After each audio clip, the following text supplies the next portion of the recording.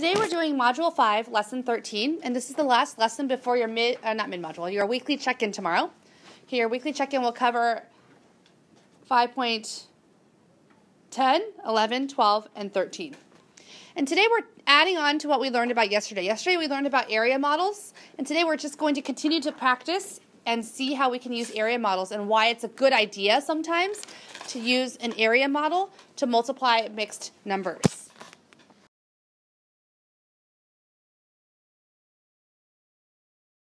Let's say we want to solve this problem, 16.5 times 4 and 1/4. It should be copied into your notebook. We've learned some different ways that we could solve this. By the way, is this our learning goal? Our learning goal says I can use an area model to multiply mixed numbers. Am I multiplying mixed numbers here? It is. So with that in mind, what's one way we can multiply to solve this problem? We could use an area model. Okay, I hope this one says area model. Nope. We could use an area model. An area model is basically the distributive property, and I will show you how. Let's go ahead and use an area model first to solve this. Let me use blue.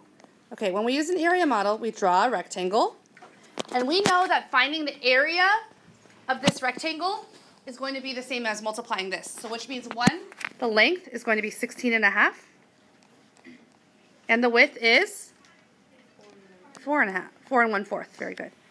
Okay, Rahi, what do I need to do first if I want to use an area model? So first you have to split 16 and... I want to split 16.5 into the whole number part and the fraction part. What would the whole number part be? 16, which means from here to here is going to be 16. And then from here to here is going to be,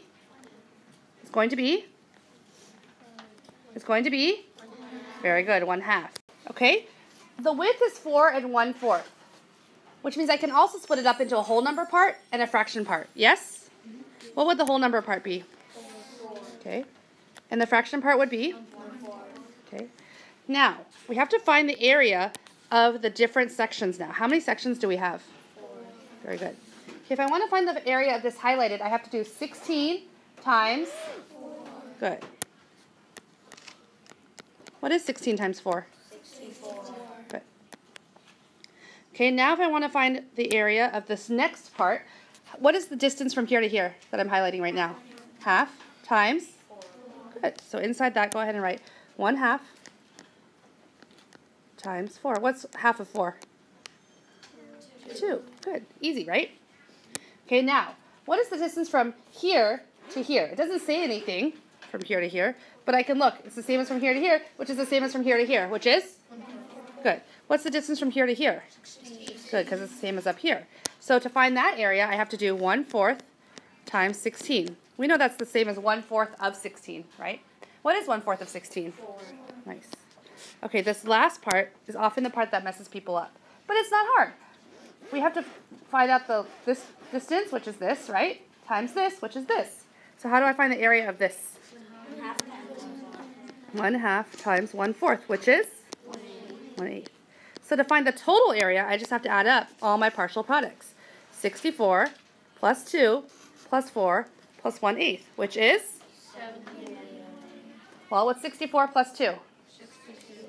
Plus 4? 70. Plus 1/8? 70 and 1/8.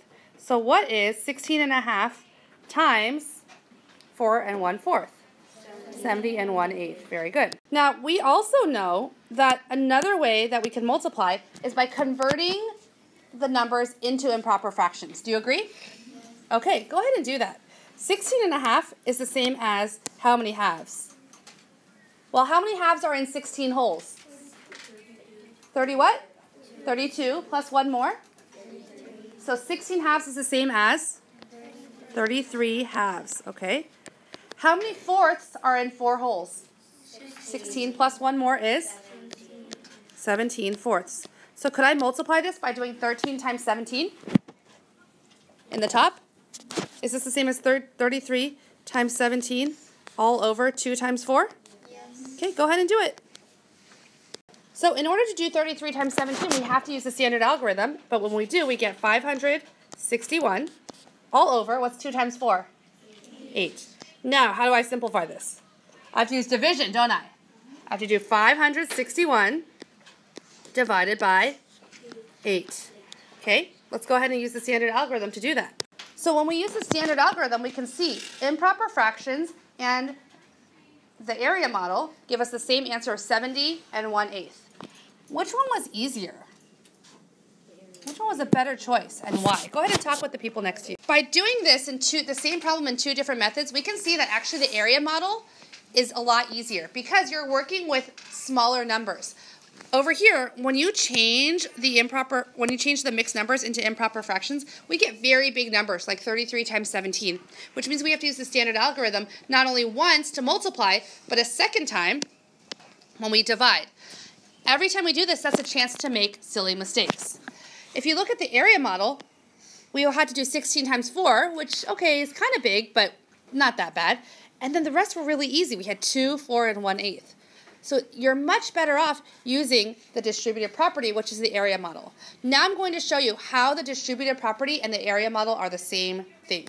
Remember, the distributive property means that when you are when you are multiplying, you have to share each part equally, okay? So if we look at 16.5, we can divide that into 2 parts, 16 and 1/2.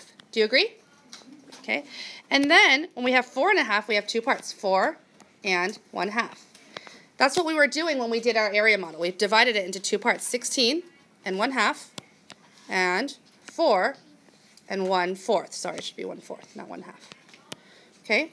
Then when you multiply, you got to share it equally. 16 needs to be multiplied with 4 and with 1/4. It needs to be with both parts. Look, 16 was multiplied with 4 and 16 was multiplied by 1/4. Do you see how it's shared with both parts?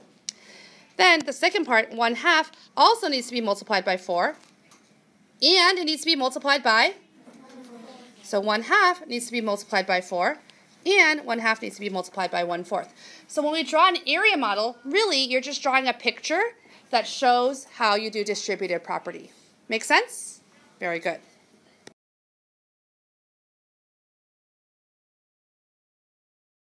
So if I first have to find the area of the mat, which was this entire green piece, how do I know the length and the width?